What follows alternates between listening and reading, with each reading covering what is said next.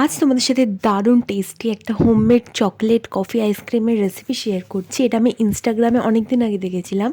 First এখানে কিছুটা dark chocolate নিয়ে সেটাকে একদম ছোট ছোট করে কেটে নিয়ে বাটিতে কিছুটা গরম জল নিয়ে তাতে দিয়েছিলাম দুটো কফির প্যাকেট। তারপরে সেই জলটার মধ্যে গরম অবস্থাতেই কিন্তু চকলেটগুলো দিয়ে ভালো করে মেশাতে হবে।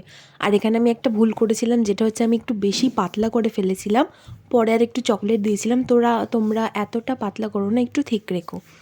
তারপরে সেটাতে মিক্সিতে দিয়ে ভালো করে গ্রাইন্ড করে একদম স্মুথ একটা ব্যাটার বানিয়ে নিতে হবে। টেক্সচারটা একদম স্মুথ চাই।